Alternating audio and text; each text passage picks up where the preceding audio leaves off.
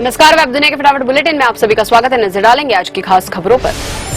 मुंबई और उसके उपनगरों में भारी बारिश, उफान पर 4 झीलें, सड़कों पर पानी भरने से यातायात बाधित, लोकल ट्रेन सेवा प्रभावित। महाराष्ट्र के पुणे में लगातार हो रही बारिश के बीच वर्षा जनित घटनाओं में कम से कम 4 लोगों की मौत हो गई। बारिश से शहर के निचले इलाकों में कई घर और कई आवासीय सोसाइटी में पानी भर गया। आईएमडी ने पुणे जिले के लिए रेड अलर्ट जारी किया।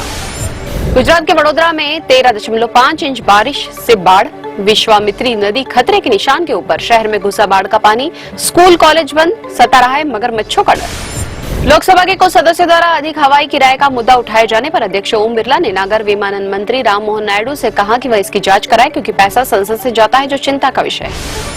केरल सरकार द्वारा विदेश मामलों के लिए सचिव नियुक्त करने पर कहा विदेश मंत्रालय ने राज्यों को संवैधानिक अधिकार क्षेत्र से बाहर के मामलों में हस्तक्षेप नहीं करना चाहिए।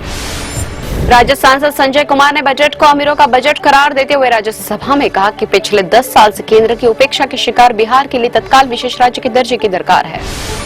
दिल्ली की एक अदालत ने आबकारी घोटाले से जुड़े धनशोधन और भ्रष्टाचार के मामलों में मुख्यमंत्री अरविंद केजरीवाल की न्यायिक हिरासत 31 जुलाई तक बढ़ा दी। मनीष सिसोदिया, के कविता और अन्य आरोपियों की न्यायिक हिरासत भी 31 जुलाई तक बढ़ाई। उत्तर प्रदेश में फरवरी में निरस्त की गई पुलिस भर्ती परीक्षा की नई तारीखों का गुरुवार को ऐलान किया गया है। परीक्षा अगले महीने के 5 अलग-अलग तिथियों पर आयोजित की जाएगी। फरवरी में रद्द हुई थी परीक्षा। राष्ट्रपति भवन में दरबार हॉल का नाम बदलकर गणतंत्र मंडप किया गया। अशोक हॉल का नाम बदलकर अशोक मंडप हुआ। प्रियंका ने सवाल उठाते हुए कहा, सरकार के लिए शहंशाह का सिद्धांत। कठुआ हमले में आतंकियों के मददगार 2 लोग गिरफ्तार, आतंकियों के वाईफाई और खाना मुहैया कराया। आतंकी हमले में शहीद हुए थे 5 जवान। विदेश मंत्रालय ने कहा कि हिंसाग्रस्त बांग्लादेश से लगभग 6,700 भारतीय विद्यार्थी वापस लौटे। कहा, पड़ोसी और मित्र होने के नाते हमें उम्मीद है कि स्थिति जल्द ही सामान्य हो जाएगी। बांग्लादेश की हिंसा में 100 से अधिक लोगों की जा चुकी है जान। भारत के विदेश मंत्रालय ने कहा कि हम उम्मीद करते हैं कि कनाडा उन भारत विरोधी तत्वों के खिलाफ कार्रवाई करेगा जिन्होंने भारतीय नेताओं, संस्थानों, एयरलाइन राजनयिकों को धमकी दी है। सेना प्रमुख जनरल उपेंद्र द्विवेदी ने कश्मीर घाटी में नियंत्रण रेखा के पास अग्रिम इलाकों का दौरा किया। सेना अधिकारियों ने बताया कि सेना प्रमुख ने इस दौरान घुसपैठ रोधी और आतंकवाद रोधी अभियानों में शामिल बलों की तैयारियों की समीक्षा की। अमेरिका की सांसद यंग किम ने कहा कि चीन हिंद महासागर में कर रहा है घुसपैठ, इससे अमेरिका और दक्षिण एशिया में उसके मित्र देशों और सहयोगियों की राष्ट्रीय सुरक्षा और आर्थिक हितों पर खतरा मंडरा रहा है।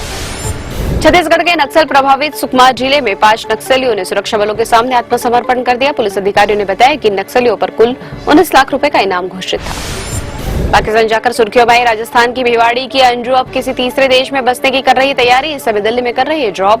प्रेमी नसरुल्लाह भी पाकिस्तान की जायदाद बेचकर अमेरिका शिफ्ट होने की तैयारी में।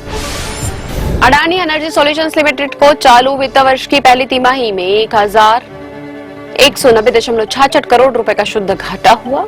कंपनी ने बताया कि घाटा मुख्य रूप से बढ़े हुए खर्चों के कारण हुआ। शेयर बाजार में लगातार 5वें दिन गिरावट, सेंसेक्स 9 की गिरावट के साथ 80,040 अंक पर हुआ बंद। निफ्टी भी 7 अंक गिरकर 24,406 अंक पर हुआ बंद।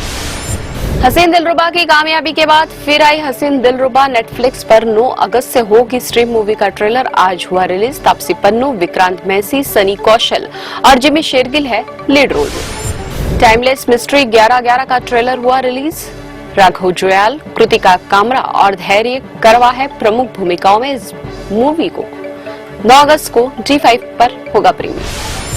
इसी वेब दुनिया की फटाफट बुलेटिन, ताजा अपडेट के लगातार बने रहे हमारे साथ। विजिट करें वेब दुनिया पर।